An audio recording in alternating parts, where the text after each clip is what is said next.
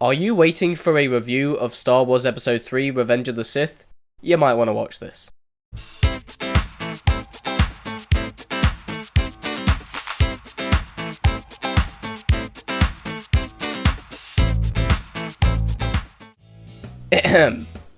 I'm not going to review Revenge of the Sith. Now when I just... Whoa, hey, come on, let me finish. Mistakes. We're all human beings. We all make them. Just like me when I decided to review Star Wars Attack of the Clones. Yep, I'm being serious.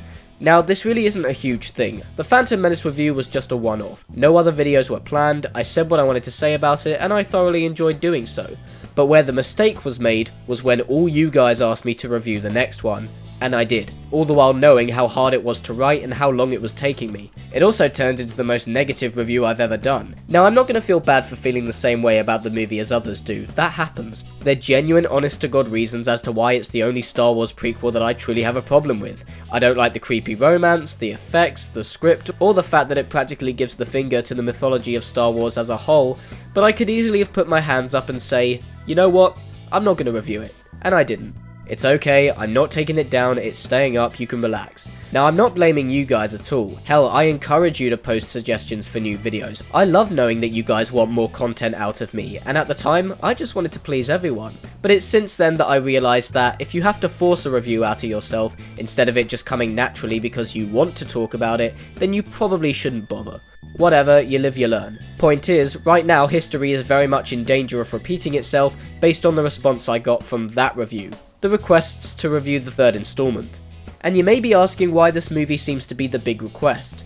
Well, Revenge of the Sith seems to be the one everyone thinks twice about, the one often referred to as the best prequel, the one that turned a lot of non-believers back into believers again, and the one that you guys are most interested in hearing me talk about, considering a dislike of Menace and Clones is not much new. But this one? There's a lot riding on this one. Some want me to say it's just as bad as the other two, some want me to say it's the best of the three, and some want me to say that it's so good that it even deserves to be acknowledged as being in the same league as the original trilogy. The reason I'm not going to review it? I honestly don't have a lot to say about it. So let's get this out the way. Yes, it's by far the best and most enjoyable of the prequel trilogy, with flaws and all. Does that mean it's actually a good film?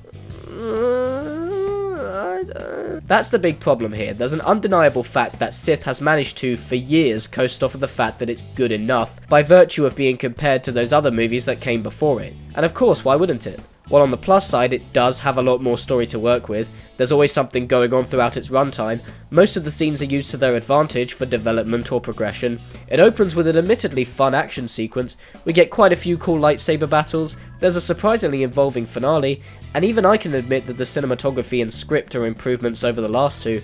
And while yes, the characters are still bland, the acting is still dull, everyone is still an idiot, it still looks like a video game, it still drags, yada yada yada, I could go on, there is a clear sense of trying to make a movie with this one that I just don't get from Clones. I genuinely believe that George Lucas put sincere effort into the screenplay to try and make this work. And in some areas it did, but in a lot of areas it most certainly did not.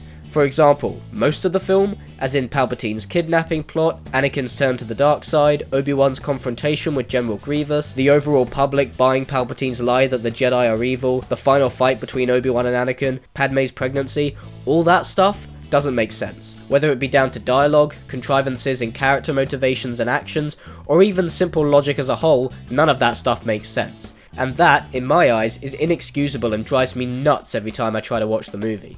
That being said, there's also some good. The opening sequence is arguably the best part of the film. Without shooting itself in the foot with dull characters talking about dull things, or a sleek, fake-looking ship slowly making a landing, things kick off immediately. And with the exception of an overlong flying sequence and a couple of poor jokes, this is how the openings should always have been. What? It took 3 movies for him to learn, but here he finally got it. There's no reason to bore us with extra information when you literally have an opening crawl beforehand to explain it all. And while again, not much of this sequence makes sense, it's harmless popcorn fun involving 2 witty characters on an adventure, and that is how a Star Wars film should open. What also works pretty darn well is Ian McDiarmid's performance as the Emperor. I honestly don't care that he comes off as a cartoon character, I don't care that he comes off as some kind of theatrical over-the-top parody of the original guy from Return of the Jedi. Whether it be through the way he tells the Darth Plagueis story with passion, or the way he zaps Mace Windu with such uncontrollable lust to kill, or through just enjoying himself so much and laughing for no reason, he is so much fun to watch in this. And since every other character is pretty darn dull, you can't ever really take your eyes off him. And despite the fact that the two main characters that should never have had lightsabers in the first place are now fighting with lightsabers, they then put them away for what should have been Yoda's fights from the very beginning, using the Force, focusing on strength of will, all that good stuff. And the film even finds a way to reward our viewership of all those painful scenes of characters dishing out political dialogue in this weird room full of balconies when they finally start throwing them around like discs from Tron, and that is f***ing awesome. They also pretty much nailed Obi-Wan for the most part, and while I'll mostly credit that to the actor, because he finally gets to, act in this one, they also did a nice job on his appearance. He really did start to look like Alec Guinness towards the end. And yeah, the final fight goes on for way too long, and the various locations start to become comical by a particular point. Seriously? He just casually jumped that? And 9 years later, I still really don't understand how jumping onto a hill means the fight is over, but then a bunch of admittedly well executed stuff happens. There's a nice subtle wink towards setup and payoff when Obi chops Anakin mid-jump as if he'd learnt that from the Phantom Menace. I mean, yeah, it's common sense, but I'll take what I can get. And then you've got his outburst, which is genuinely quite heart-wrenching. All thanks to Ewan McGregor, for 2 minutes and for the first time, I genuinely believed that these two characters were great friends, brothers even, and that this was a genuine loss for the both of them. It's the strongest emotional anchor in the entire trilogy, and it somehow gets an involving response from me every time I watch it. The Order 66 sequence is also the film's have your cake and eat it too moment. If you liked these characters, here's an emotional gut punch of losing them all. If you hated these characters, here's a scene of them all getting killed after a hilariously ironic over-the-top death for arguably the dullest character of them all, Mace Windu. Everybody wins. This also has arguably the best orchestral score of the entire series of movies. Williams truly lives up to his title with this installment. If it weren't for the stuff he wrote for the Jedi Massacre, the lightsaber duels, or the finale, it's a wonder if any of these scenes would affect people the way they do at all. So yeah, there are things I do enjoy and I think are well done in the movie, and I can give credit where credit is due, but I still find that as a Star Wars movie it gets all the important stuff wrong. No, Darth Vader was seduced by the dark side. The way it was established by Obi-Wan in A New Hope stated that he was this powerful Jedi that just up and decided, you know what, screw it, I'm gonna be a badass villain. He knew he was favouring power over peace. But no, apparently now Anakin was just misguided and confused. No, Padme didn't die of a broken heart. She took care of her children, spent time with them.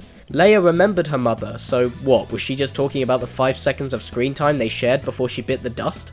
You see, for every pro, there's a con.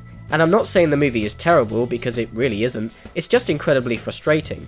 I think without the weight of the franchise title, this works a lot better as just a random movie in its own right. There's fun action, spectacle, and yeah, the script is stupid, but I've been able to forgive that in other movies, and on the surface, it doesn't demand a lot of thinking, so basically it's easy to watch. It could easily be thought of as just another one of those wannabe compelling sci-fi films that never quite stuck due to a lackluster script. But then again, I also think it's the Star Wars title in the first place that actually saves the movie at the last minute. The film, even today, is still getting a really positive reception, and while I could dance around why I think so, I'm just gonna come out and say it. This happened. And this, and this, and this. See, after fans experienced heartbreak over a really boring Star Wars movie and a really stupid Star Wars movie, none of which felt like Star Wars in the first place, when Revenge of the Sith came out and turned out to not be that bad, everyone seemed so sick and tired of the disappointment and so desperate for some of that recognisable greatness that the reception was, I feel, undeservedly positive. People went crazy for this. In the same way that a lot of people, myself excluded, wanted a Ghostbusters 3 due to the promise of this big nostalgia trip and homage to what they loved as kids, what gets Revenge of the Sith so much positive response and even praise is the childlike excitement of getting to see this reunion of sorts with the original films at the end. Because the prequels were about to end, this was the one that would literally connect to the originals like a puzzle piece. Critics and audiences alike knew that it would have to give us what we wanted to see from the very beginning, an interesting backstory that felt like the backstory to these movies. Which meant the second we saw things like Darth Vader walking on the Star Destroyer, Governor Tarkin, the Death Star in mid-construction, or Uncle Owen looking out onto the twin suns, all with those classic themes from the score coming back into play, we drooled like the absolute fanboys we pretend we're not. And for several minutes, we completely forgot all about this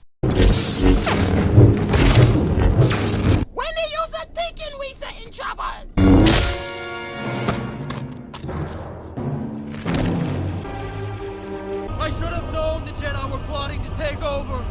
Anakin, Chancellor Palpatine is evil. From my point of view, the Jedi are evil. And we're reminded of this.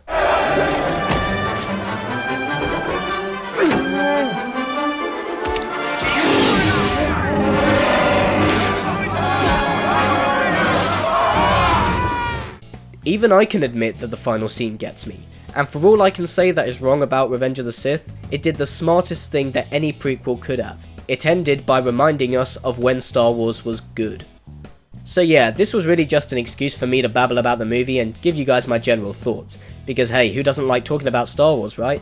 As its own self-contained flick, I really think it's okay, and I do get why people say it's their favourite, but for me, as a Star Wars movie, yeah, it's still pretty bad. But I'd be lying if I said that I hated the movie, because I really don't.